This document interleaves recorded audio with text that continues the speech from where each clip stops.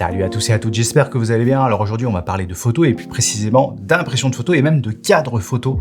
J'avais déjà fait une vidéo par le passé en parlant de l'importance d'imprimer ses photos parce que c'est vrai qu'on est de plus en plus dans un monde digital où on voit nos photos que en digital, sur les réseaux sociaux, etc. Mais des fois quand même ça fait du bien d'imprimer ses photos et de les avoir entre les mains pour se rendre compte de ce qu'on a fait.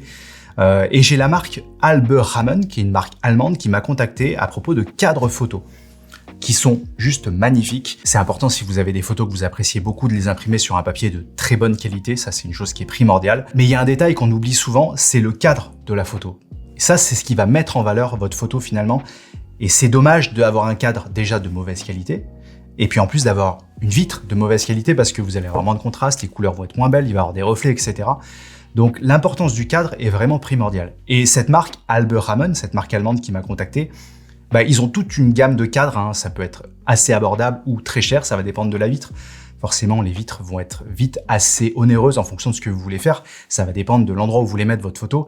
Mais c'est vrai que c'est un petit peu dommage comme quand vous avez une photo que vous adorez, comme celle-ci.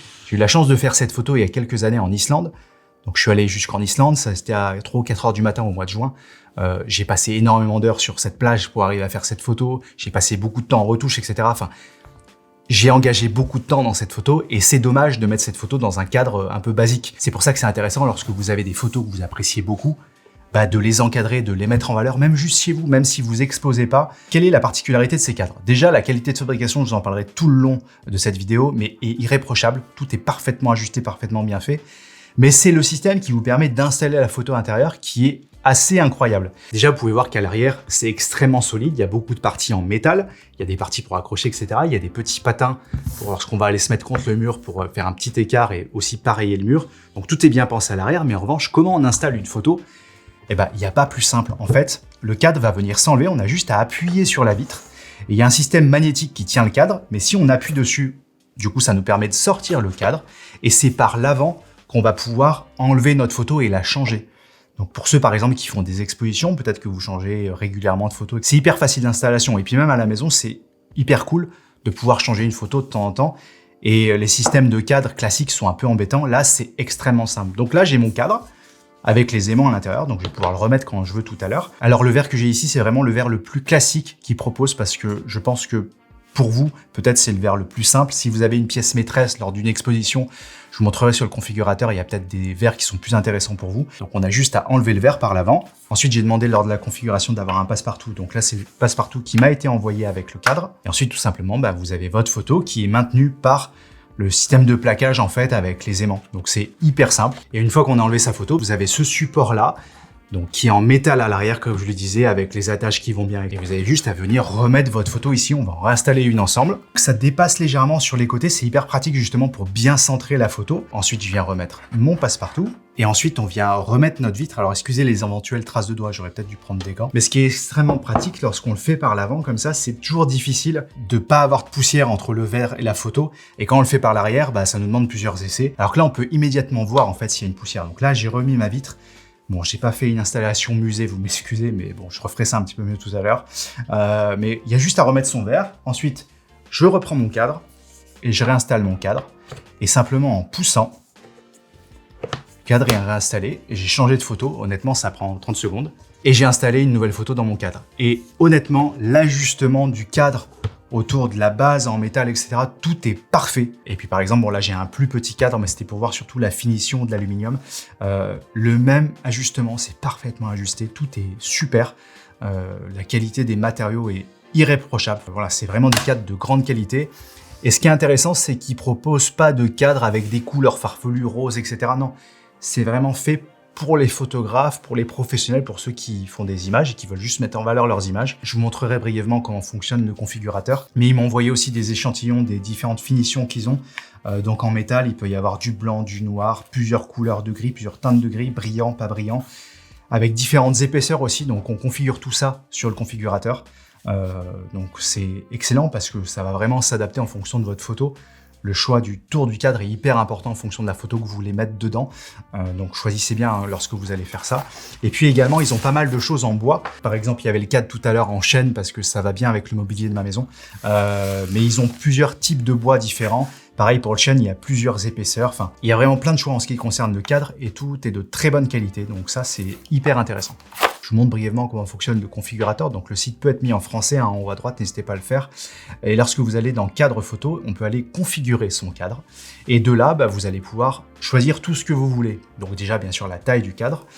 Quel type de cadre vous voulez. Dans tous les cas, tous les cadres sont magnétiques. Moi, celui que je vous conseille, c'est les cadres que je vous ai montrés là. Ce sont des cadres classiques. C'est vraiment les cadres de base qui sont déjà d'excellente qualité. Après, si vous voulez aller sur des cadres plus haut de gamme, comme je le disais tout à l'heure, notamment si vous voulez faire des expositions et que vous avez une pièce maîtresse, etc., il y a des choses qui peuvent être beaucoup plus haut de gamme. Cette marque fabrique des cadres pour des musées partout dans le monde. Moi, je vous conseille le classique pour une utilisation plus normale, j'ai envie de dire. Après, l'autre que je peux vous conseiller, c'est peut-être le cadre distance, parce que la vitre n'est pas directement vers la photo. Il y a une petite distance, justement, entre la vitre et la photo, donc ça peut donner quelque chose d'assez intéressant en fonction de la photo que vous avez. Mais moi, je partirais plutôt sur un des deux. Le B1, pour information, c'est plutôt fait pour tout ce qui est école, etc.